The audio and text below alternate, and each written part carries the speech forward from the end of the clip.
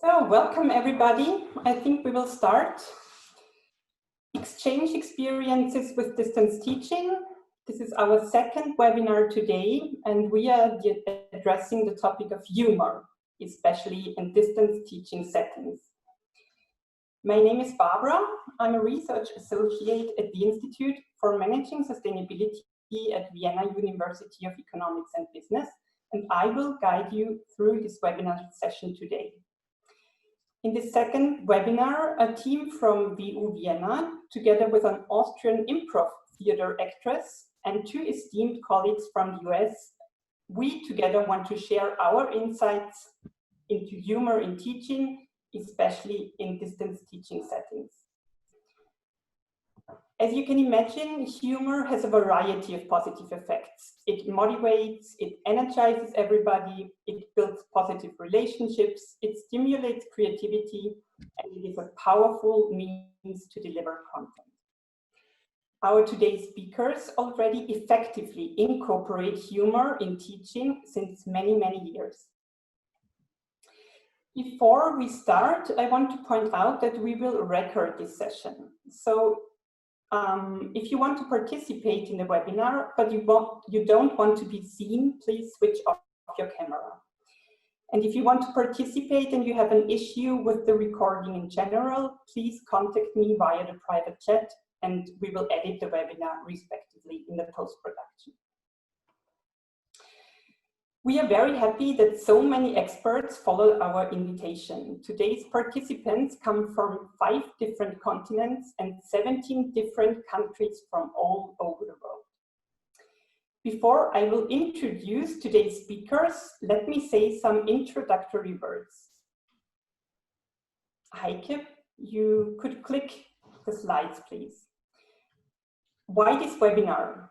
Corona will hopefully pass, but distance teaching and home learning will stay and gain increasing importance in the near future. Many universities very quickly shifted their courses to distance teaching. But now it's time to take stock and start co-creating the smart university of the future. We have an EU-funded project called Living Innovation, running here at WU Vienna, and it provides a vibrant expert forum for sharing valuable insights, exchange of best practices, and effective knowledge transfer.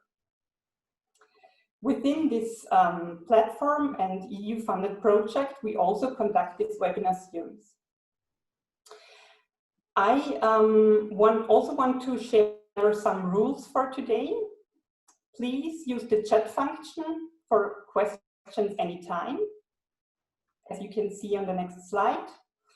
Your questions will be summarized at the end of the sessions, so I will come back to your questions at the end.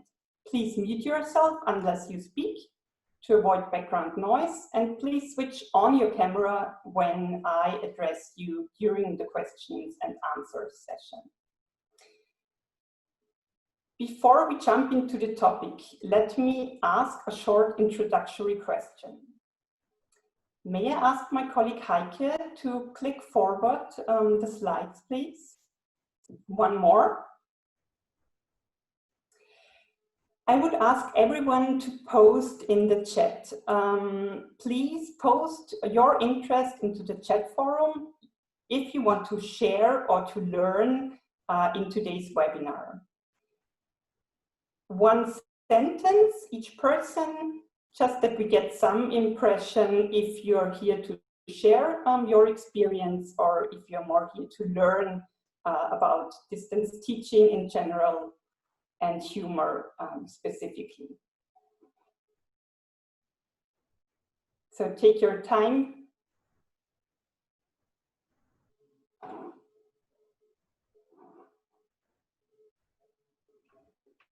Okay.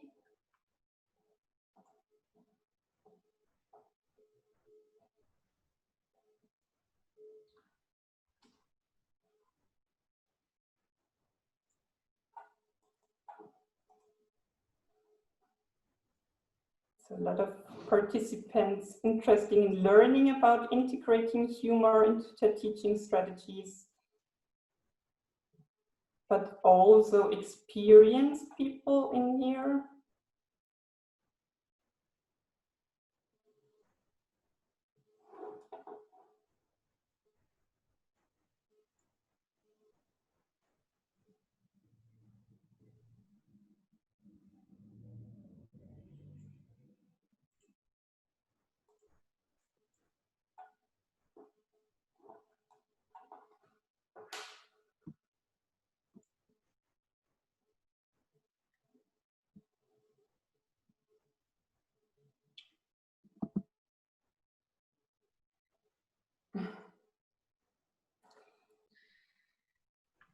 Okay, thank you for these contributions.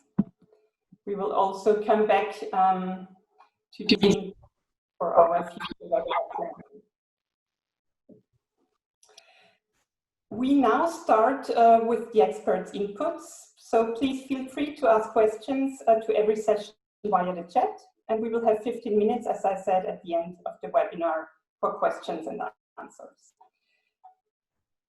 Today's speakers, we have a team from WU Vienna. Could you, yes, one more slide, please. The agenda, and if you go to the next slide, exactly. You can see the team from WU Vienna. It's Andre, the head of the Institute for Managing Sustainability at WU Vienna, and he has many years of academic experience in designing experience-based learning settings, and he's the founder of the Teaching Humor project at our university. There is Florian, an experienced colleague of mine, teaching and research associate, and co-teaching the award-winning course Humor and Sustainability together with Andre. And another esteemed colleague of mine, a former radio journalist and storytelling expert, Angelo, also working at the Institute, and he uses storytelling and comedy script writing in teaching in a very accessible way, as he will show us later today. On board, we also have our two esteemed colleagues from the US, Lisa Stickney and Jim Lemoine. They will provide insights into how they effectively incorporate humor into their distance teaching strategies in various ways. Lisa, she's professor of management at Merrick School of Business, University of Baltimore, and Jim, he's assistant professor at the University of Buffalo, State University of New York.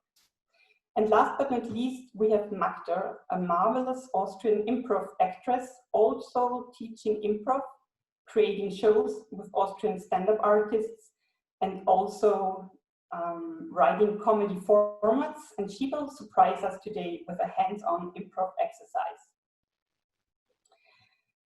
I'm now handing over to Andre. He will start and give us an introduction to humor in teaching. Andre, the floor is yours. Thank you very much. So, before we go into the details, next slide, please, I would like to talk about basics. So we need to know what makes us laugh about components.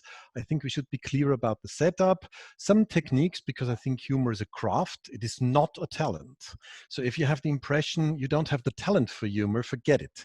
It's about a craft, and it's about practicing it. And that's the problem and the opportunity at the same time. You need to practice it. You need to have a certain kind of mindset, and then you might have some outcomes. And talking about humor, some people say it's just like dissecting a frog. Not a lot of people are interested in, and at the end, it's dead. So there's a certain risk that after 10 minutes, you're no longer interested in humor anymore because we analyzed it's too much. However, we try this. So next slide, basics. What makes us laugh? What are the main ingredients of humor? First of all, surprise. Humor without surprise does not work. You can tell a joke once, you can tell it a second time, nobody will laugh if you tell the same joke a second time to the same people. So there needs to be something which surprises people, a kind of incongruity, a kind of exaggeration, a kind of misdirection. They need to be surprised. Second element, superiority. Audiences like to laugh about somebody they feel superior to. And if this person is a person of high reputation, of high prestige, it's even better. So this is why it's always funny to make jokes about American presidents, for example. Everybody wants to feel superior to the most powerful man in the world. Recognition. Third element, humor means to tell jokes your audience gets. So if I tell you a joke about an Austrian politician who now runs for being mayor in Vienna, you might not recognize this guy. If I tell you a joke about the Austrian chancellor, you might not recognize this guy. If I tell you a joke about Angela Merkel, you might recognize her. And if I tell you a joke about the American president, you might not recognize that this guy is the president because he doesn't behave like that. But you might recognize who he is. So this means you have to tell jokes everyone gets. Telling jokes to people that don't get it, it's so frustrating. So if you feel this silence in your audience and you thought, well, that's the punchline, what do I do next? That's a problem. Embarrassments, again, a basic of humor. It's the permission to misbehave. It's also an opportunity to show your teeth. The question is, what is allowed? What does your audience accept? And is there anything your audience does not accept? So how embarrassing can your humor be? That's about punchlines. Then humor sometimes is a tension and release phenomenon. So you build up a tension and then laughing is the release. Humor also has a kind of truth and pain element. There is a hidden truth in humor. So just making jokes about a hidden truth is just fooling around. The interesting humor starts when you tell a story that's have some ingredient as truth. Next slide, please. So this is the basics. So what is the setup? As a matter of fact, we have context, performer, audience, target, and message. Next slide, please. So when we talk about context, the context sets the expectations, and you can set these influence these expectations as well. If you go into a classroom and you behave super seriously, you set expectations. If you go into the classroom with a funny shirt and perhaps with a red nose, nobody will understand that you're the professor. There are national and cultural differences. So some jokes work in Austria while not in Germany, and we can make a lot of jokes about Austria and Germany because we know all of these stereotypes. And you signalize the rules to your audience. Next slide, please. Performer. Well, as a matter of fact, who's the performer in the classroom? It should be you. Most of the performers that we see in late night comedy, they are likable, authentical, knowledgeable guys. And they are not the enemy of the audience. So the performer tries to get through humor a certain closeness to the audience. You might create a persona. It's not necessarily that you are your full personality. This persona might protect you. So you can play around with certain kind of roles. Next one, please. The audience. Well, it requires mutual understanding. The audience needs to understand you. That's a problem with, for example, being cynical. So humor and being cynical and the audience doesn't get that you're making jokes, that's a risk. You need to know what the audience will tolerate. So if you make any kind of jokes that the audience will not tolerate, that's difficult. And if you target your audience, if you are aggressive with your humor against the audience, this will cause irritation. You should know. You can do so. You can cause this irritation. It causes attention, but you have to know that they will react, perhaps not in a positive way. Next slide, please. Yeah, humor is criticism cloaked in entertainment, so you need to have a target. You need to know what you make jokes about. What is the target? The selection of such a target is important. Don't target the audience. That's, yeah, as I said before, that can be quite risky. Next one, for example, this example that happened to me. I like to make jokes in my classes, next slide please, about big cars. These really big cars in our nice old town, city center in Vienna. These big cars, they are tanks, they are 2 tons. Most of the time you find these 4-wheel drive things in the city center. There is no mountain. And I like to ask my audience, why is it called SUV? It's because it's called stupid, useless vehicle. The joke works with students, same slides, same presentation, different audience. I gave it in front of a management meeting of a company. Nobody was laughing. When I went out of the building, I saw all the SUVs out there that these managers owned. So this joke did not work because they felt embarrassed. And I didn't know in advance. Okay, so you need to know your audience. Next slide, please. Next slide, please. Yeah, the message. The message is important. The message is what you want to get across to your audience, and humor without a message is fooling around. So what you need to know for humor is what is good, what is bad, what is stupid, and you need to have a clear orientation, and you shouldn't undermine your message with humor. You should fuel your message with humor, but not undermine it. Next slide, please, just an example. Pfizer, for example, in 2018 abandoned research on new drugs treating Alzheimer and Parkinson. Okay, this was a news message. And I added, well, they still produce Viagra, so what future do they offer to me when I'm old? I can have sex every day, but I will not remember it. Mm-hmm. So that's obviously their future they have for me.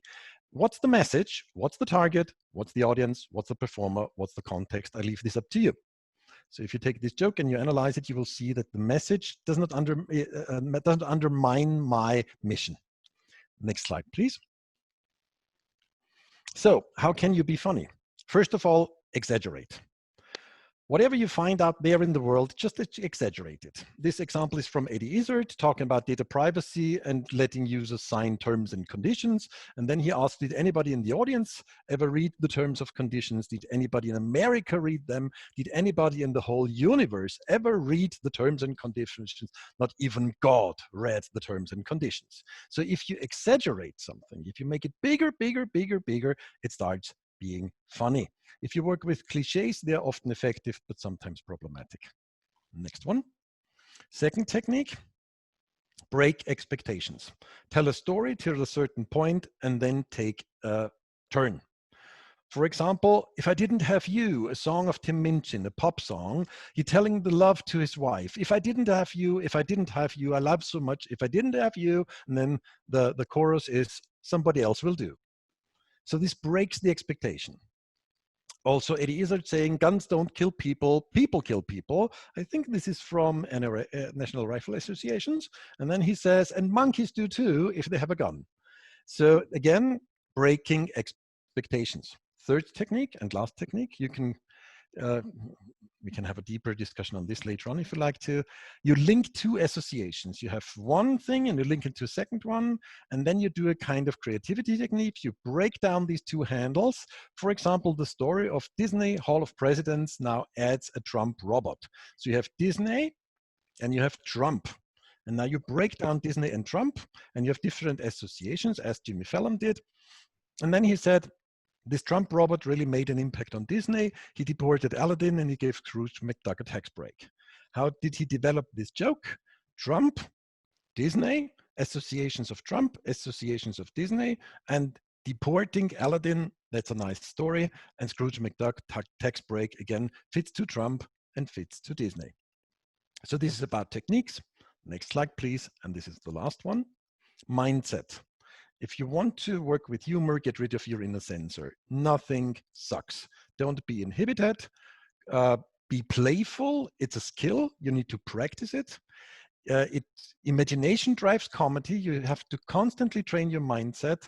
And now working for about 3 or 4 years with humor in classes, I think I became more creative. I became more spontaneous. And well, I also I became more brave, because sometimes humor is also a question of daring. And that's it from my side. Thank you. Next slide. And this is just 3 books that I can recommend to you. We put the slides online. They're quite good. Yeah, that's it from my side. Thank you. Thank you, Andre, for this great introduction on humor. We will now hand over to Lisa, who is talking about humor in online education and online settings. Lisa, you're welcome. I should probably unmute. Thank you. Can we go to the next slide? Okay. So welcome. Thank you so much, everybody, for coming. And thank you for inviting me, Andre, and all of my colleagues in WU. So the question is, why humor? There are a lot of benefits. Can we go to the next slide? There are a lot of benefits to humor, both psychologically and physiologically. In the learning environment, this is some of what the research has found. These are all good things. Notice it says it's a partial list. I don't know of any professor that isn't interested in having students improve the retention of the material or promote divergent thinking. It increases cohesion. It also increases the atmosphere, the positive atmosphere in the classroom, and it strengthens the relationship between the instructor and the students. Something that I found very interesting when I was looking through the literature is that these benefits can accrue, at least in part, to students even when they don't fully process or understand the humor. Just the attempt at humor is appreciated. Students go to class with the expectation of learning. They don't go to the class with the expectation that it's a comedy club. So anything that is the unexpected, as Andre pointed out, will make them laugh. So can we go on to the next slide? All right. But online, you say, this doesn't work. Actually, it can. Next. So face-to-face classes. Okay, when people hear online, they often think asynchronous, but that's not the only way to teach online. So there's synchronous, there's hybrid, and there's face-to-face, and then there's totally asynchronous. So a synchronous class, you meet with the students and use some technology, and you can actually have conversation and talk to them. So in the face-to-face class, in a synchronous class, in the face-to-face portion of a hybrid class, you can use spontaneous humor. You can have a repartee with the students. That doesn't work in an online class that is totally asynchronous. So next. Thank you. So the biggest problem goes to the issue of communication. So my colleagues in communication tell me that the vast majority, can be as high as 93%, but most people consider it to be an average of 80% of a message comes from nonverbal cues, paralinguistic cues, tone, body language, eye contact. Clearly, you don't have that when you have an asynchronous class. So in that case, the humor has to either be visual or linguistic. So what are examples of visual or linguistic humor? Short stories that are written out. And I emphasize the word short. I don't know about your students, but mine don't like to read long anything. And what they define as long seems to be getting shorter and shorter. Comics, cartoons, illustrations, photographs, videos. YouTube is a wonderful place for amusing and humorous videos. GIFs, memes, riddles, quotes. Okay, anything you can put in writing. And next. Okay, the key is the delivery. Okay, we're not doing a traditional joke where you have a setup and a punchline when you're using when you're using humor in an asynchronous setting. So first of all, humor should be content specific, especially when you don't have the paraverbal cues. Okay, if it's all in writing and 80% of the message is conveyed through paraverbal cues, then you need to be very, very careful and focused. It has to be tied to the course material. Use it cautiously and sparingly. You can have too much humor. As a matter of fact, I saw that in one of the initial questions on the chat window, what's too much? Unfortunately, there's no clear answer to that. The answer is going to depend upon the class, the people, the material, and on a lot of external factors like their mood. If someone's depressed in the class, they're not going to be want to hear somebody doing a stand-up routine. So start small and slowly add content. See how it's received, get a feel for the class. So next, this sounds really simple, but when you're online, make the students, don't give them everything, make them work for it. Hide the punchline behind a hyperlink that takes them to something, sometimes 2 or 3. A number of years ago, Google did a wonderful series of ads, and they put they were looking for technical people, and they ran a billboard and they had a math formula on it, and it looked like a fairly complicated higher level math formula. And if you could solve that problem, it took you to a hyperlink, and you went to the computer and you went to a hyperlink and you typed in the answer. And if you solved that one, it gave you another problem and another, and it went through 4 or 5 of these until you got to the final page. And the punchline was, we're interested, you want to come work for us, we're Google. So it was an interesting, it was a job ad, and it essentially had a punchline. It was the unexpected. Next. So placement's really important, okay? Simple jokes are best for introductions and transitions. Introductions, gets people in the mindset of the material, because your jokes are going to be tied to the material. It could be a quick cartoon, and gets them focused. And transitions gives them a point to relax in the class. It doesn't require a lot of mental ability or thought. You don't have to analyze anything. So longer jokes, I'm told, are best practice, should be at the end of a unit. I know some people that think that they will be fine in the middle of a unit. I'm one of them, but it's up to you. And again, you have to have a feel for the class. So, okay, so the next question becomes, where do you get material? Okay, we're instructors, we're professors. Our goal, okay, is learning. It's not stand up. If we can get people to relax and laugh, that's an aside. That's wonderful, okay? But get them to focus. But it's not our primary goal. So we don't have to write our own material. We can curate, and there's lots of sources in the internet. YouTube, I mentioned already. I didn't even bother listing it on this slide because it's so common. I know of instructors that actually have students that go out and look for humorous material that's tied to the class. They make it an actual assignment, and they have to present it to their classmates. So I've done something quite similar to that, although it wasn't targeted at humor. It was along those same ideas. Go find something that reflects the course material and come present it to the class and explain it. And very often what they presented was humorous. Simple internet search. Take the topic you're looking for, data analysis, and combine it with the word humor. You will be shocked at how much comes up in a search.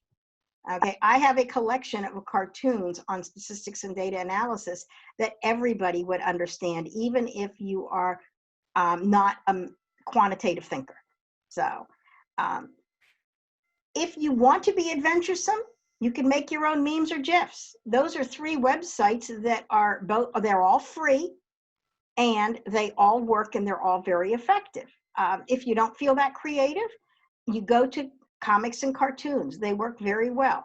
Go Comics and Comics Kingdom are aggregators. They pull thousands of cartoons from all around the world, and they put them together. Go Comics has a premium version that, I don't know, costs maybe $20 a year or something. I don't remember anymore. It's excuse me, it's fairly low, but there's lots that you can access for free if your budget is non-existent. So Comics Kingdom's an aggregator. Glassbergen, on the other hand, Randy Glassbergen is a wonderful cartoonist. One thing that I need to caution you about is you need to be very conscious, depending on the country you're in, about copyright restrictions. Okay? In the United States, there's a fair use in education copyright exemption. I can show these things to my students. I cannot give them to my students. I can use them in a classroom. Okay, every country is going to have different rules. And I am a stickler for following the copyright laws. And my philosophy is very simple. If I tell the students by my behavior that it's okay to break the rules, I shouldn't be surprised when I catch them cheating. So be very, very conscious of that. Okay, next slide, last slide, almost last slide. In short, okay, you can use humor in an online asynchronous class, but it requires you to think about it, to plan for it, to prep for it, and to build it into the class structure. You can do that in a face-to-face class, but you can also be spontaneous in a face-to-face class. So humor has, as Andre mentioned, the ability to be both something positive, but it can also be an irritant. Too much will be an irritant. Misplaced humor is an irritant. Never, ever, ever make the students the target of your jokes. If anybody's going to be the target, let it be yourself. Let it be self-deprecating. And don't do that too much, or students will take you seriously. So, in short, focus on the material, focus on the humor around the material, and try it and have fun. Thank you. Thank you very much, Lisa, for those insights. The next is Jim. He made experiences with asynchronous teaching connected to humor, and we are curious to hear what you learned, Jim. The floor is yours. Okay, thank you, Barbara. Thank you all for being here. I am they keep saying that Lisa and I are esteemed. I know I'm not esteemed. I'm pretty sure Lisa isn't. I'm not even sure what that word means. I have not given as much thought to humor as anybody else on this call probably has. Let me put this in. I don't really have a scientific approach for you. What I wanted to do was just more share some examples with you. Hopefully it would inspire you, give some ideas of how to do something like this. And the reason that I toss these out to you is that we use here at the State University of New York, we use Panopto to it's a tool to let you track how your videos are working with your students. And I found that since I started doing a few things with my videos, I was getting 100% of my students watching it. And not only that, they were watching it all the way through and they were commenting on them and they were saying some really interesting things. I got a nice shout out for this from the Harvard Business School. So just wanted to share some ideas with you. Like Lisa, I rely a lot in my normal classes on snappy patter, going back and forth, finding a student in the class I can play with, and really hard to do with virtual teaching. And before COVID, I'd never taught online at all. I had absolutely no experience with this. I had students who had to go home to the Middle East, to Asia, so I couldn't do synchronous teaching. It all had to be asynchronous. So how do you really implement humor with this? The first thing, I tried doing some voiceover PowerPoint and things like that. And one thing I'm going to really recommend very strongly that my students came to me and said they appreciated is, to the extent possible, don't just do a voice over PowerPoint. Most universities have, and I found that SUNY has, a green screen recording studio. For those not familiar, that's something that, like what weathermen and weatherwomen use, where they've actually got the PowerPoint on the screen behind you. And it lets you actually be in the screen, your whole body. It lets you convey a little bit more energy and enthusiasm than if they just heard your voice or they were looking up your nose. And also, very importantly, it lets you prove that you're wearing pants, which a lot of people doubt that people on Zoom meetings and things like this are actually doing. As I tried to start recording this, though, it was getting a little awkward. And I was trying to think of ways, let's just throw something in the middle of this to kind of catch them off guard, make them go, whoa, what's going on? That's cool, to help them get their interest back in. So I did a couple of things in the very first video. First up, one neat thing to do whenever you're recording, and I learned this back when I was in college radio and TV, is make up a person who's off screen and you talk to them every now and then. And this is going back to the self-deprecating stuff Lisa was just talking about. Maybe they don't like you very much, but the audience never sees them. The audience never hears them. So I had a guy named Bob. And I said, he's my director. And I always look off, Bob, what do you think? No, you don't like that, something like that. But in the first video, just to give you an idea of something you could do that really the students appreciated, I tried just in the middle of the class, just without warning, and we'll actually show you the video in a second.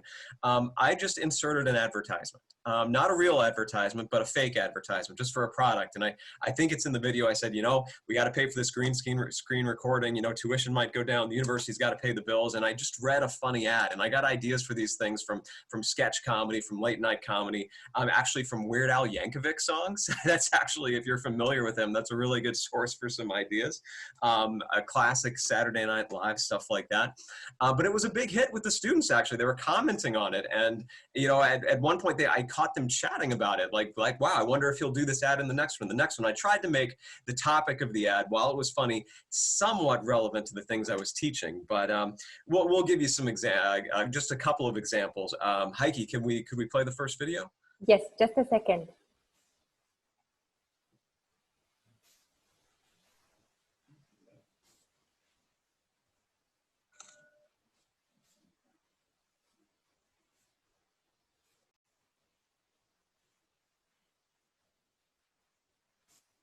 What do you think is the most fair way to compensate your employees? And, okay, so what? All right, so you can't see him. Bob, you didn't say hi. Do you want to come out and say hi? Bob is directing, no? Okay, Bob doesn't want to come out. Bob is directing it. Apparently, the university had to get some sponsorships to enable us to use this. What am I supposed to do here? I didn't put the, okay, hang on. Yes, Santa coffee, made of only the finest coffee beans. Each cup of Santa coffee has a bonus ingredient: 2 ounces of Purell hand sanitizer poured right into the coffee. Even your excrement is prettier in the new Rainbow Toilet. Try the new Placebo Clinic. When you don't have to pay for trained staff, and you can use innovative new medicines not yet approved by the FDA, you'll save money. Our staff has plenty of openings and are waiting for you. That's the Placebo Clinic, where you almost certainly, probably, may not die, maybe. So those are just a couple of examples. Just with royalty free, don't worry, I was following the rules, Lisa. I found a site called Pexels.com, Pexels.com, that offered a lot of royalty free stock photographs that you could use for things like this. Got ideas, asked my kids for ideas on some of these. And I would just like to say that Santa coffee thing with the hand sanitizer poured right into the cup, I came up with that before Trump did. So I really should have copyrighted that. That was, I've got the proof. That was 3 weeks before he said that was a good thing. I really should have patented that before it came out. But again, you know, I just put one of those right in the middle of class. And they're like waiting for it. And I had people say, you know, I got to watch the whole video. I want to see what the ad is this week, things like that. And even if they didn't laugh, you know, even if they just thought it was cheesy, I got from them that they appreciated that I was trying to break it up, that I was trying to make it interesting for them, that I was trying to do something new. Yeah, so another thing that I thought about was, you know, I realized that for some of these videos, because I'm asynchronous, you know, some of these videos get long. One of my colleagues had a 4-hour-long video they did, and they have to watch it, and they're looking at us the whole time. Now, some of you, like Lisa, are much prettier than me, but I tend to go with the idea that, you know, my students probably, maybe they don't want to look at me the whole time. So another idea I had was another way to catch them off guard. What if I wasn't the only one teaching the class? What if I brought in special guests? And what if those special guests even did funny things, crazy things? Like I brought in my wife once when we were talking about teamwork and people working together, so she could tell the audience about all the ways that I didn't work well with her. Again, self-deprecating stuff. But probably the one that was the biggest hit was I have 9-year-old twins, and I actually let them take over the class once. It was a class on negotiation, and at one point I had to negotiate with them to get the class back from them. And I believe, Heike, we've got a short clip. Of course we do. There you go. I've had a terrible nightmare that I was being chased by vegetables, but at the very end, I turned into cake and kicked their butts. What are you doing? What are you doing? I'm doing the first part. No, I do the first part of the video. You were just here to watch. You don't get to do this. Give me the microphone. They can transform into anything they can. Now you, what are you doing? I'm talking? No, we're not talking. This is a class video. Why can't we talk about snow leopards? So we're not talking about snow. What did you do with my screen? No, we're not talking about snow. Give me the mic. No. Give me the mic. Give me, no, don't, give me that. No. Give me that. Give me. Yeah. Now go sit down. No. You have 1 more minute, Jim. What's that? You have 1 more minute, Jim. Oh, almost, yeah. Really quick. Yeah, so obviously this kind of stuff is easier with the green screens, and it's got to be self-deprecating if you're doing anything like that. Students really got into it. I will just give you 1 more clip, and I'll make that the last thing I put on there. Just think about creative, funny ways to teach your class. Like one thing you'll see in here is I used a late night segment, Celebrities Read Mean Tweets About Themselves. From a professor's standpoint, for a feedback lecture. Someone asked in the chat, you know, how do we teach really deep topics? Well, ethics, I taught by messing up 10 times and having to restart the whole class, restart the whole video, and I told Bob to erase it, but he never did. Just play the video. Hopefully something in here will give you an idea. He told me that he went out and he found comments, apparently, that you guys have been leaving about these videos, and he thought it would be awesome to do a segment. His name is Scooby, or his full name is Scooby-Doo. As my kids told me the other day, actually, his first name is Scooby, his last name is Doo, and his middle name is Doobie. Maybe that's not the best way to teach the ethics class, if that's okay. All right, Bob, I'll tell you what we're gonna do. We're gonna stop the tape. We're gonna cut it.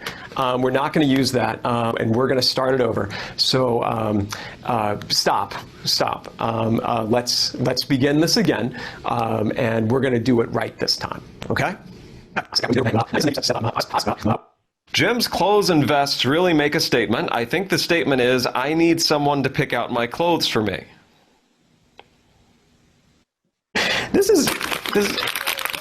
Stop. Let's begin again. Erase that. There's got to be a better way. Jim Lemoine is the Nickelback of professors. You take that back. You take that back right now. You take that back. I am totally the Led Zeppelin of This is a really stupid way to teach ethics. So, Bob, this is not going to work. We're going to stop. We are going to begin it again, and we're going to, I don't know this stuff. I'm going to talk about things I know. I'm going to talk about things I'm interested in, and we're going to use that. So stop. Let's begin again. If you need a nice huge spot to relax in during the coronavirus stress, maybe you could try the professor's forehead.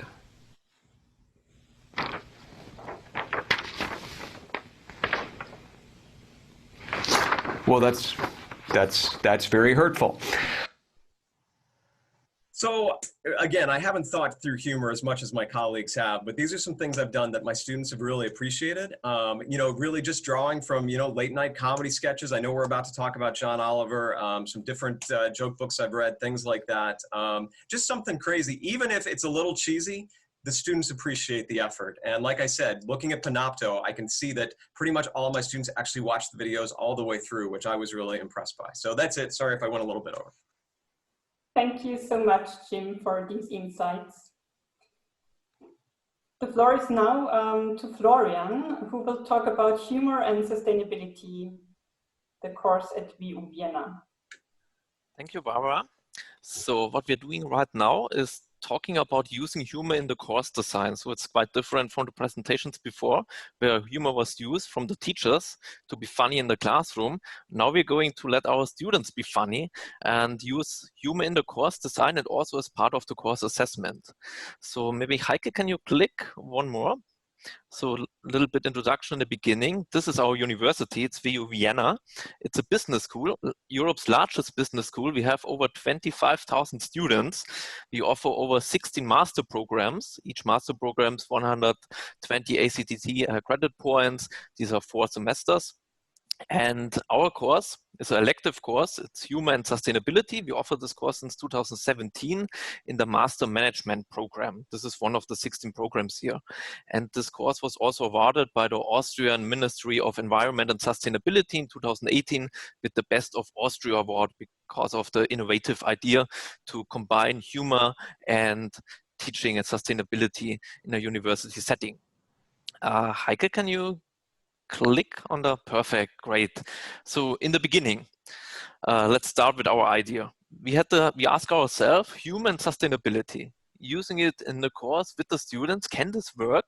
So our idea was group students into a group of 4 to 5 and give them the task to create scripts about current important sustainability issues, such as food waste, climate change, bad conditions in supply chains, etc. And our idea was they should do the scripts in the style of late night comedy, and this should use humor, but at the same time the scripts should be scientifically sound and they are part of the course assessment. So it's not writing a seminar paper in a group, it's writing a comedy script and using humor in the script. And like the golden rule for this is we use humor to illustrate sustainability challenges and to raise awareness for these challenges.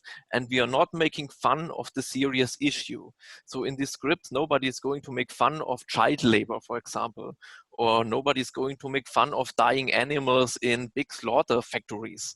So this is not what we are doing. The aim is to raise awareness and to illustrate sustainability challenges with the support of humorous elements. Next slide, please. And our inspiration for this is John Oliver with Last Week Tonight with John Oliver. I think you in the United States, you know him very well. Also in Europe, he is watched on YouTube with views more than 20 million views for a lot of his videos. So we thought, okay, he does make it really good. If so many people are watching his stuff, what is the reason for this? And when he is doing this, can we also do it? So John Oliver was our inspiration. And why was he our inspiration? Heike, please, next slide. John Oliver, he explains and explores specific topics, and he does this, in a really, scientific way. It's some kind of an investigative journalism what he is doing, and he also makes these presentations up to 10, 15, or also 20 minutes. So it's not, a short clip where it's, more on a superficial level. He is really going into the depth of certain topics, and he does this with support of a lot of different humorous elements, like, for example, satirical analogies or allusions to our recent pop culture.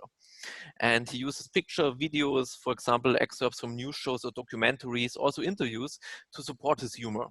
And of course, the facts and his key message. And our feeling was that what he's doing, it raises awareness for certain topics by people who usually were not concerned with this topic or not interested in this. So he reached a lot of people. And to sum up, his presentations are well researched, investigative, they are funny, and they also help to understand complex issues in a really easy way. So he was like our role model, and we wanted to do the same with our students in our course. So Heike, please, next slide. This is not John Oliver. This is actually one of our students dressed up like John Oliver. And now the question, of course, was for us, we have this idea, how can we get our students to engage with humor? How can we encourage them to use humor, to be funny? And we got, Heike, please, next slide. There are 3 lessons learned we got from our courses, which are really important to get students engaged with humor. First of all, you have to illustrate the meaning and importance of humor to the students. So what are the basics of humor? How does it function? Andre did this in his presentation in the beginning of this webinar. Another point is, show them the relevance of humor as a communication skill. It's not only, it's not only about discourse, you also can use humor in your entire life, in your private life, also in your professional life, at the university, at academia, also in companies. It's an important communication skill. Second, analyzing humorous scripts and videos. So before creating your own script, you have to understand how scripts function and how do they work. So what we are doing is analyzing John Oliver videos, like, for example, food waste videos regarding structure, storyline, and also his key messages, and of course the timing of key message. And another important point is, how does he balance information with humor? And how does he use supporting media to make this even stronger? And third point, this is getting students to engage with humor, because in the beginning there is some kind of a hurdle which the student have to get over top. And we do this with the support of professional improv actresses. For example, Magda, which is coming in a session after me, she supports us in this session. And she did, for example, last time a theater play with the students. We did analogy exercises. It's like getting the students to engage with humor, to encourage them, to let them be funny. And our experience is humor requires courage and, of course, creativity. And therefore, analogy exercises, theater plays are really great to, foster creativity. Heike, can you please click on next slide? This is also not John Oliver. It's another one of our students who is acting like John Oliver here. And it's not only about being funny. There's another really important point if you do a course like this. Heike, please, can you click on the next slide? So first of all, before you start with, let the students be funny or let them develop scripts, you have to provide the background. So in the beginning, they have to do some research and get into the topic. For example, if a group chooses the topic food waste, then they have to do the research on food waste. They have to think about the challenges and the possible solutions of a food waste problem, for example, in Austria or in Europe. And in the beginning, the first task or the first assignment is to write an overview paper where they discuss all these topics. And when they wrote the overview paper, then they are into the topic and then they can start with their script idea. And first, they do a script concept. We have a look on the script concept. We gave them a feedback. After they have the feedback, they get, hey, to go. And then they can draft the first script. It's a script draft. It's an elaborated storyline with the first humorous examples. We gave them feedback on this. And then we have the final script, and this is up for 8 to 10 minutes with, for the final presentation, including videos and pictures. Heike, can you go on? And examples for our scripts are food waste, e-mobility, greenwashing, animal welfare, so different topics in the sustainability area. And Heike, please, next slide. Here we have a short example, a short excerpt from one of our scripts from this term. This is about the scent crisis, and which I would like to show you here is the script.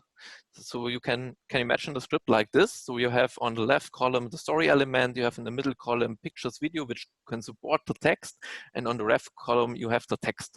And what the students want to say here is that there are different type of scents like river scent, beach scent, ocean scent, and you cannot use all of the scent types for construction. And this is a really good example to illustrate how, you know, the combination of humor and information works very well. And just 1 minute, I want to show you or guide you through the script. What you can see here is the statement from the students. There is sand which is very well usable for the construction of houses or highways. Here you see example river sand. You see how beautiful edged it is. You see the edges of the river sand on the picture. The individual grains interlock like gears, making building materials such as cement robust and stable. You can see a funny picture from Charlie Chaplin from a 1960 movie. And Heike, go on, next slide. Then they talk about the ocean sand, and then they come to desert sand, and they say that desert sand is operated by the wind. Heike, please, next slide. And desert sand is like a baby's bottom. It's very smooth. And the problem with desert sand is in construction, you cannot use it well in construction because analogy, why? Well, try to find your footing on a wave of rolling balls. This is one example for the script. Heike, next slide. These are our evaluations from the course. They are overall really, really good. We get the best mark from the students.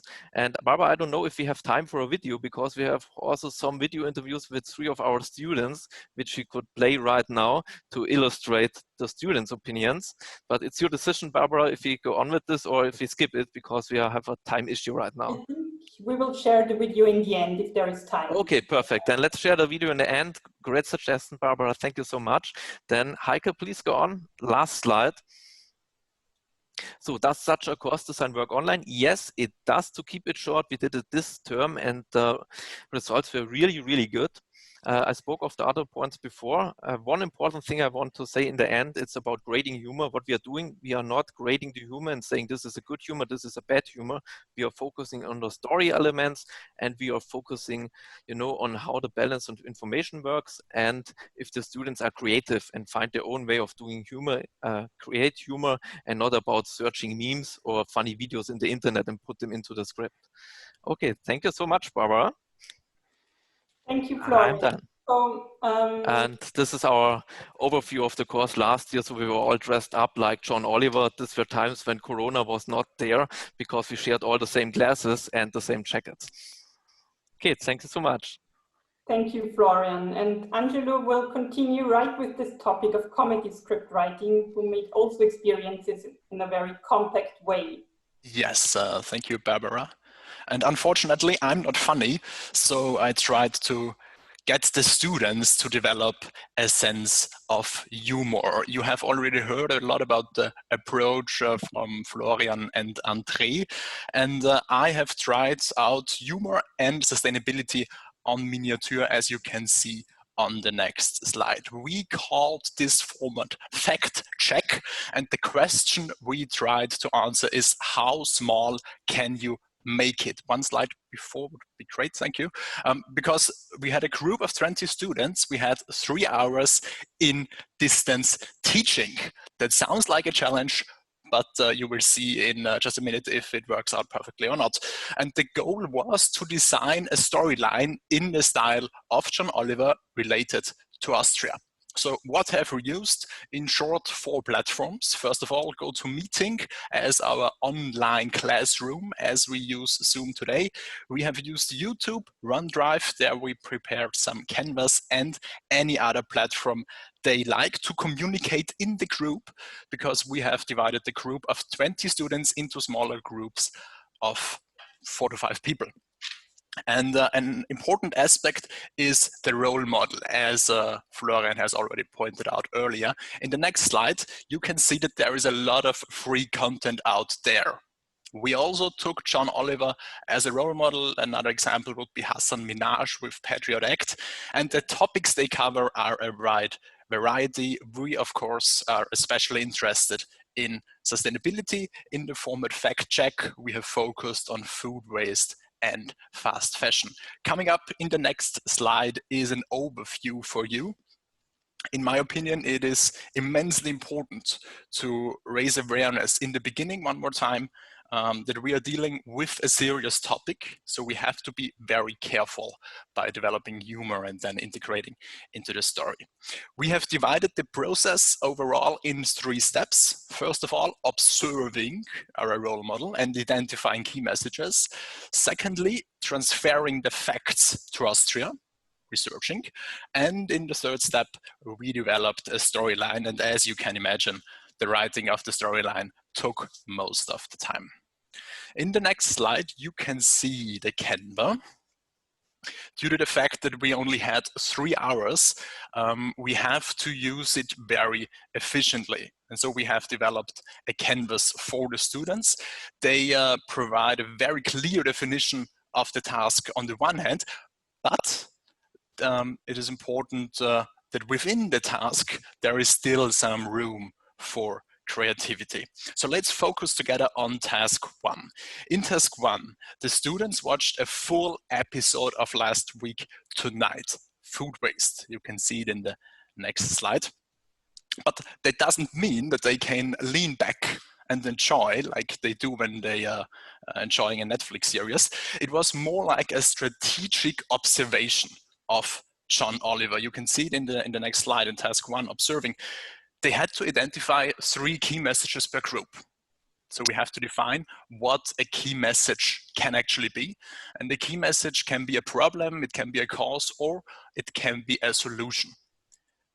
Additionally, they had to observe what kind of humor John Oliver uses, because we will need this later on when we develop the humor in the story.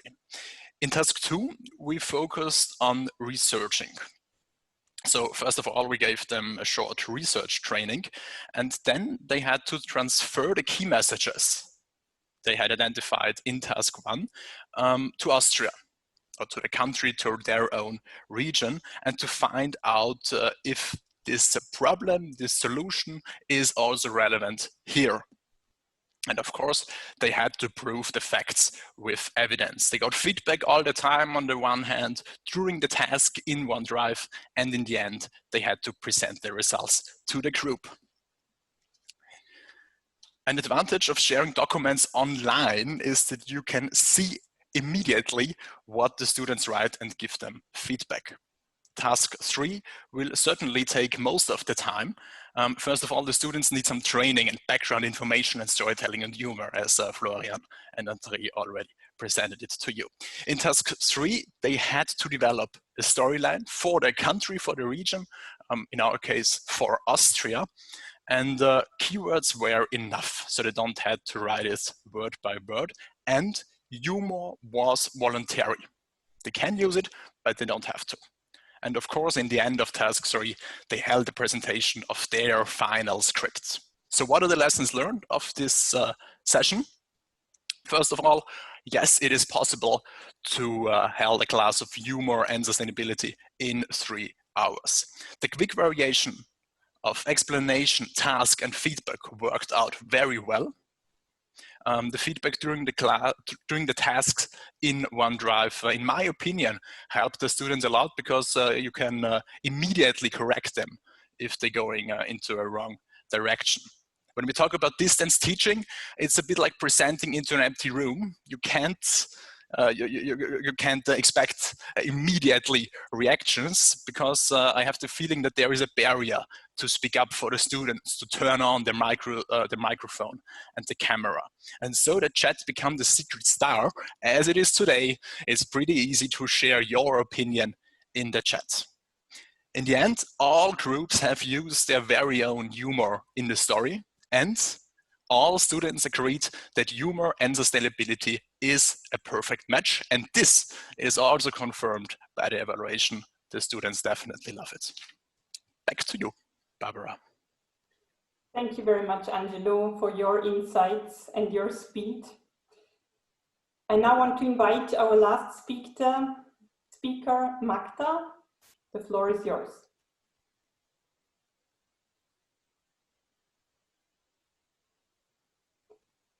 Hello, Magda. This was my first comedy bit. I did what I always do. I struggle with technical problems, and this is something I can really assure you that works with students very well if you make them laugh at the first moment, and if you really try to show them that everything is fine within your class. That's my main goal, and this was also my main goal working with Florian and the students within the course. Hi again, I'm Magda, and I'm really, really happy to join you today. I thought about how can I get the students to talk? How can I get the students to like what they're doing online? And Improv is a great tool for that.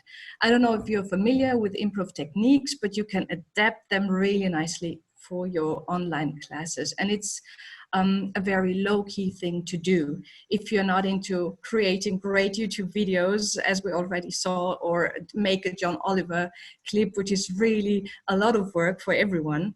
You can start with a very basic exercise, and this is what we'll do right now. It's also a very nice thing to test your camera. So that's, I always go first because I know I'm the one who is going to do something wrong. So if you want a warming up exercise for your students and for your class, you just do the thing we do right now. I would like to invite you to join me to switch on your camera so we can see everyone in a very tiny picture. Okay. Once again, if you don't want to be seen, you don't have to join this exercise. It's just for everyone who wants to join us. Okay, so please switch on. Okay, can we see everyone? That's very nice. Oh, that's so beautiful. Okay, and the first exercise is an exercise I usually do in an improv class when I want to get to know people, and if I want people to get to know me. That's always a very nice thing to do. And I'm going to ask you some questions now, and I want you to answer the questions, but not with yes or no, saying it or writing it into the chat, but to switch on and switch off your camera. So if the answer to my question is yes, you just stay on. If your answer is no, you just switch it off. And there will be no winners, so you can't lose, you can't embarrass yourself. Maybe by, one question could be a bit embarrassing, but you also can stay switched off if you don't want to join that. Okay, so my first question is, and this is something you could start up with, have you ever taken part in an online meeting? Before this one, oh yes, very nice. Oh, people are nodding, that's very nice. Have you ever used a background to hide your true whereabouts?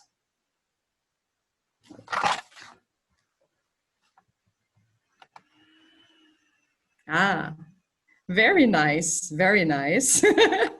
Thank you very much. Have you ever sent a private message to a wrong person during a meeting? Did that ever happen to you?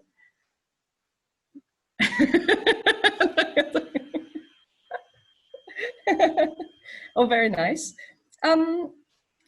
Have you ever switched off your camera to secretly pick your nose or eat something or just leave the room?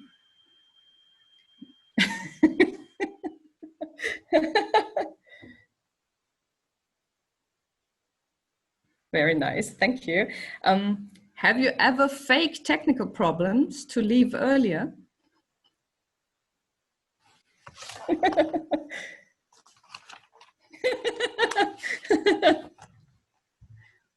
Thank you for your honesty.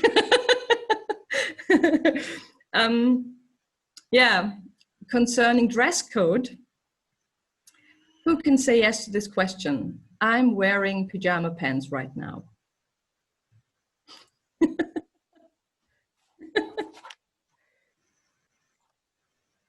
I can say you won. Okay, so my last question. Online meetings are okay, but I miss meeting people in real life. Oh yes. So this is a lovely thing to do with your students before class. It's very simple. You can do it easily. If people don't want to join, they won't. But if they want to, it's so nice to see everybody's faces, because most of the times everybody is switched off. So you have one hello to everyone. Thank you very much for joining this exercise. The second thing which came up to my mind when I listened to my colleagues beforehand is humor is something very revealing. If you use humor within your class, it tells a lot about you, about the way you look at the world. And I think it's really great and very rewarding to do that, because it's a state of mind, and you can show your students how focused you are, how engaged you are in a certain topic when you use humor. And it can be very, very rewarding, even if you don't think that you're funny. You don't have to be. It's just thinking beforehand, what do I love? Why do I laugh? And what makes me laugh? And if you know that, you can show it to your students. And no matter if they like it or not, but you like it, and they will see that, and they will see how engaged you are within your topic and the things you love. Another very, very short exercise is a very typical improv exercise, a one-by-one story. I'm afraid we don't have enough time to really do it, Barbara. I'm just going to tell you what you can do at the end of a session. If you want to have a quick roll-up of everything, what did we learn today?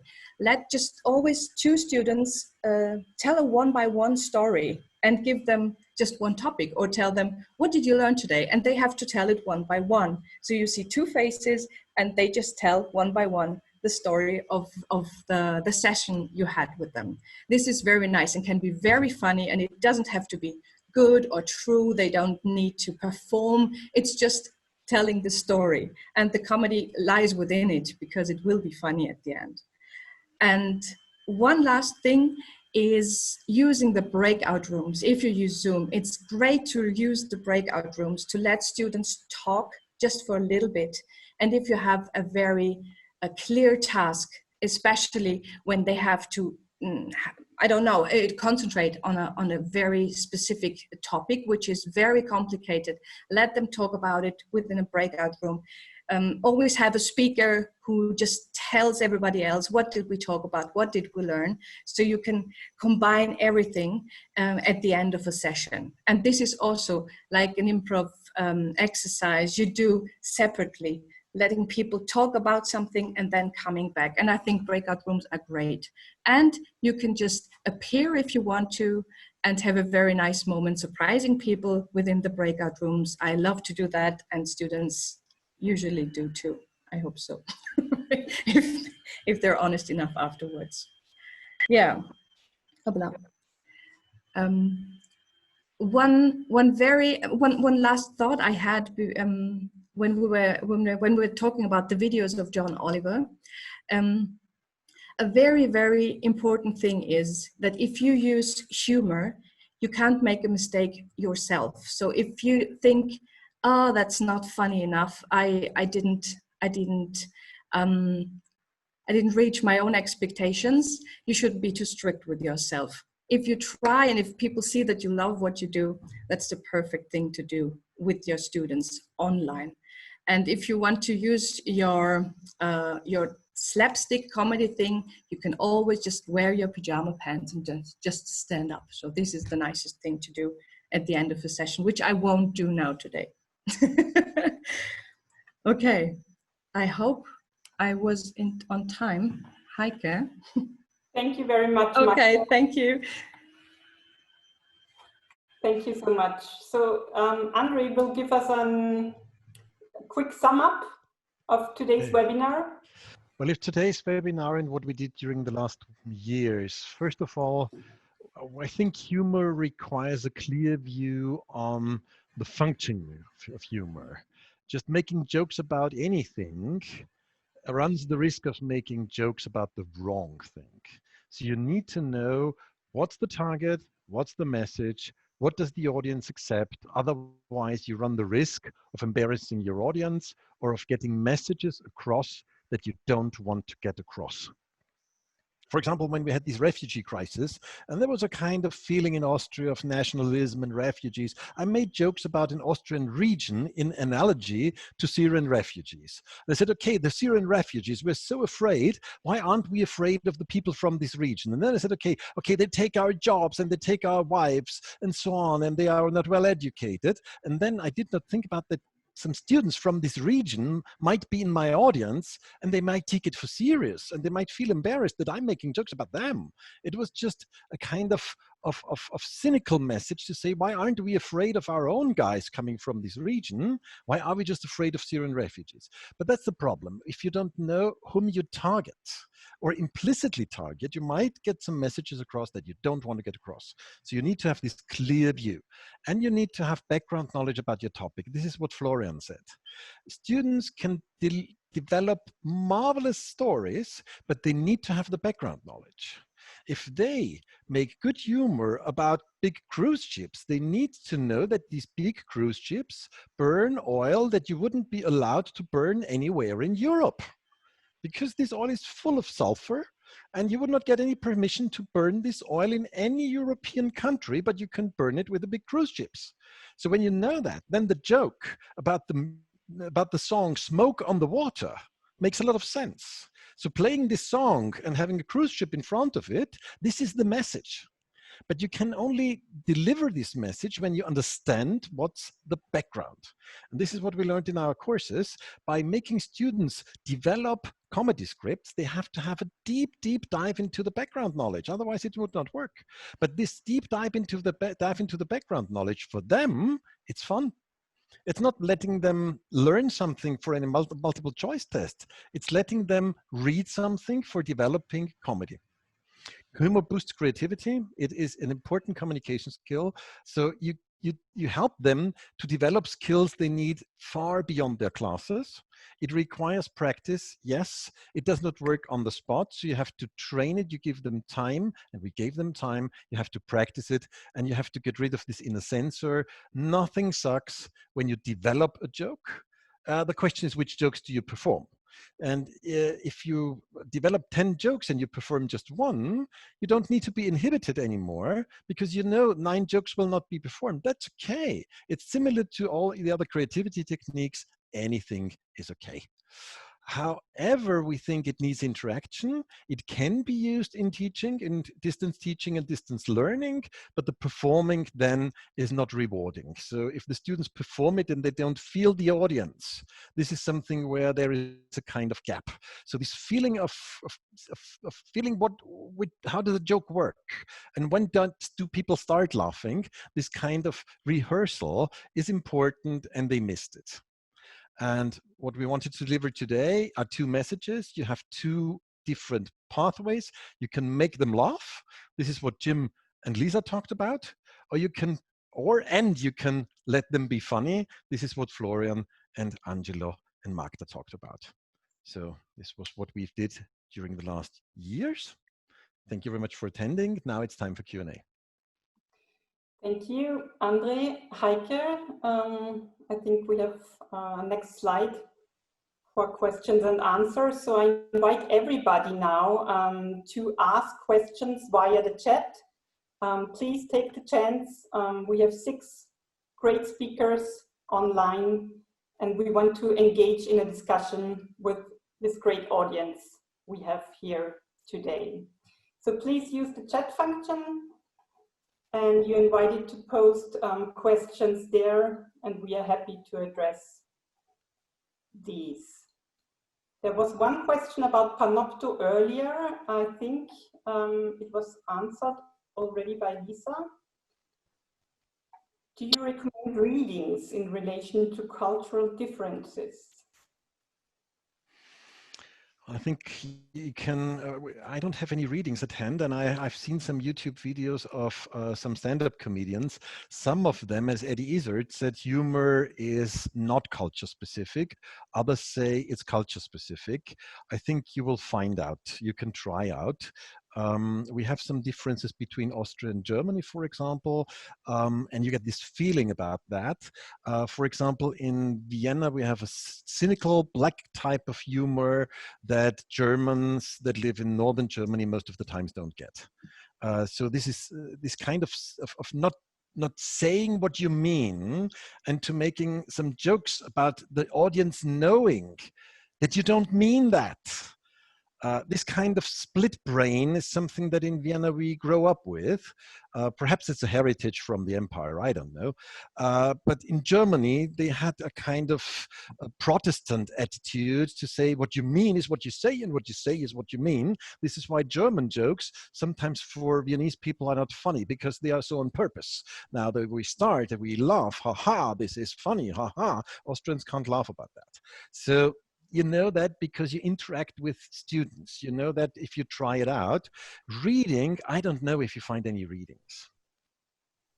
I can suggest a book. It's not an academic book. However, a psychologist who was an academic teamed up with a journalist, and they traveled through a number of countries and looked for what was humorous across the countries, commonalities and differences. The title of the book is called The Humor Code, and the authors are Peter McGraw and Joel Warner. Can we share this at, in the email to all the participants? We will share I this. would be happy. I will forward the Amazon link to Barbara. Yep. It's like I said, it's not it's not meant to be an academic book, but it's a wonderful look from an academic perspective as to differences in humor across. There is academic literature on cultural differences in humor, absolutely. I just don't happen to know it off the top of my head. There's another question. How do you handle students being offended by your humor? I think these are two questions in one. One is the question, do they, how do you help them that they are willing to speak up to you as an authority figure? This is why we brought in Magda Leb. She is an improv theater actor. And this is why Florian and I were not the ones who pushed them for letting go. I think it was easier for us to have these two different roles. Still, I think it's a question of the culture that you build up in your class. So you signalize to a certain extent and you shape their expectations. I remember 3 years ago when we were doing some kind of improv stuff and the first question was, shall we stay in the room? And then we were told, okay, either you stay in the room, but then you participate, or you get out. Don't stay in the room and observe. This would be a kind of observation as with Muppets somewhere and talking about these ones. And so we actively took part. And then Florian made jokes about me, and it was okay. So it was the assistant making jokes about the professor, and it was really, okay, it was very, very cynical, deep humor, and it was okay. So for them, they felt, okay, this is the way it is, it's okay. I think it's also with the feedback that we gave to them on their scripts. It was always supportive. It was never, this is wrong. And it was not about giving marks or something like that. It was much more being creative together. So having them rehearsal, having them perform, and then to say, yeah, but you could do this. Wouldn't that be good? Wouldn't that be good? And also a little bit of feedback among them. So to say, and what did the others like? Where could you laugh most? And what jokes didn't you get? And so this kind of feedback worked quite well. I would just like, go ahead, Jim. Jim. I was just going to say, I saw the part of the question was, are there feedback mechanisms to learn you've offended if they're unwilling to speak up to you? That's going to be an issue, regardless of culture with some people. One thing that I do in my class that I've done since I started, and I keep doing it, is I have a mid-semester feedback that the students do on me. It's anonymous. It's just a piece of paper I give them in class. I say, don't write your name on it. but just write on there, what can I do better? What can I do to get a perfect feedback evaluation at the end of the semester? Because, you know, we get those at the end of the semester, but that's too late for this class. And once I have had someone say, wow, you told a political joke, and, you know, I felt like you were kind of insulting me. And ever since then, I don't tell political jokes anymore. I say I don't like political jokes because they always end up getting elected. And people are usually happy with that answer. I was going to say, students are most offended when they feel they're the target or something close to them is the target of the joke. If you stick to humor that's about the content of the material, you are much less likely to offend someone. So I agree with what both Jim and Andre said. I routinely take the pulse of the class. That's what I call it. You know, especially when I'm not sure how things are going. And I've been often surprised. But how do you handle it? The same way, I would recommend handling it the same way you'd handle anybody you've offended. Apologize, explain it wasn't your intent to offend. Try to understand what offended the student. So very often, it may not be related to anything you've done. It might be related to something that's going on in their lives, and you just touched a nerve. Thanks, Lisa. I also think that there's a big difference if you plan your humor into your course by having it as a specific point, or if it is spontaneous. So sometimes that humor is just a sparkling idea and it comes out, then you don't plan it, you don't do it on purpose, it just happens. So this is more risky. So sometimes things could happen that offend people. On the other hand, if you have this kind of culture of saying, okay, but this is playful and this is not aggressive. And I even think that there are different cultures about political correctness. I think in some countries, political correctness and not offending anybody is super important. Hello, guys from the US. And in some other countries, it's a little bit more relaxed, I think. So sometimes even black humor, you think about the British comedy. British comedy can be very, very black and very deep and very, very strange to people who like political correctness, depending on your culture. One last question to our speakers from Tiago. If there are any particular, is there any particular advice on how to start with humor in online courses? Any final recommendations for starting? I would say take it slow. Just try it out with your family. If your kids laugh about it, it's good stuff. I would say pick something in the course that students struggle with. Go to Google, type in the topic with the word and humor and see what comes up. And let your mind explore. Remember, the humor doesn't have to work. Students don't have to fully process it. They don't have to fully understand it. They'll still get benefits from it. So start with something that they struggle with and let them know that there are other ways to look at them. Give it a different perspective. As we approach the end of this webinar, there's one more thing that I would like to ask all of you that attended this webinar. One last round, because we plan for more webinars. So this is our second one. And this was specifically on humor. I would like to know, is there any other topic beyond what we've done by now? Because what we've done is experiential teaching and distant learning, so how to design experiences, and now we've done humor. What would you like to see in our next webinar?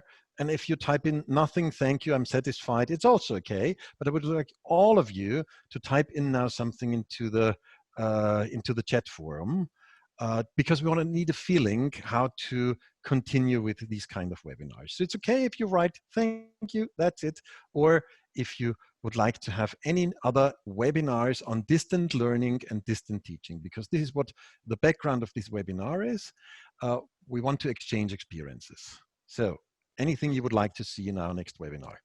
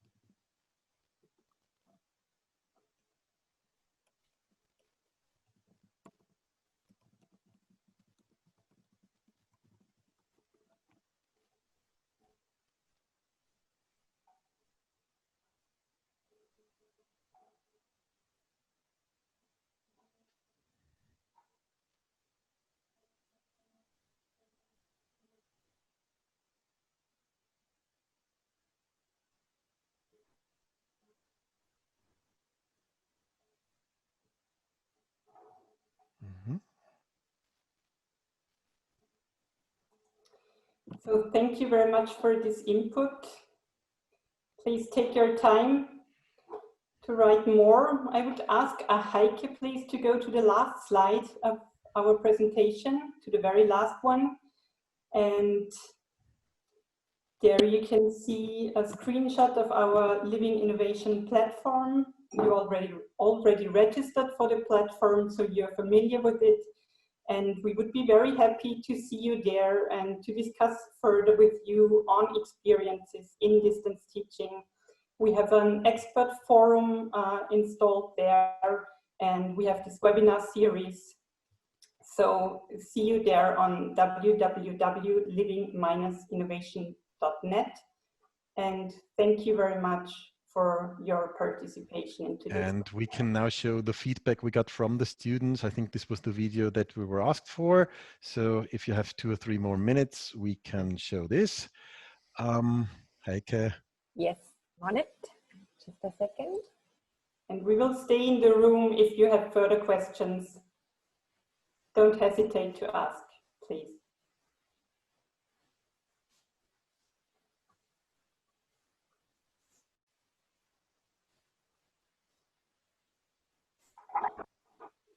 This course was really phenomenal regarding the other courses that I had so far in the university. I guess it was definitely the most creative course.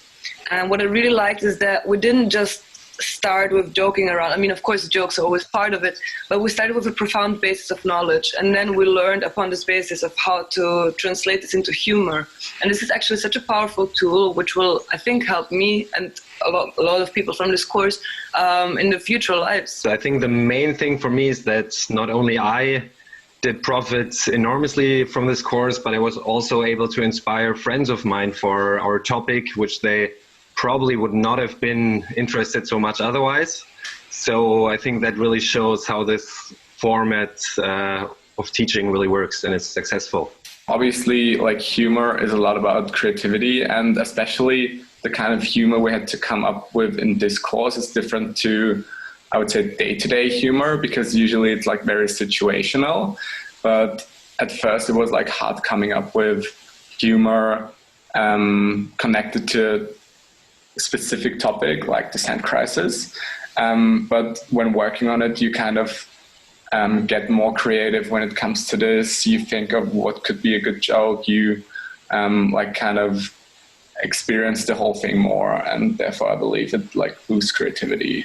Definitely, yeah. For me, it's really interesting because I actually do watch those late night comedy shows. I really like them.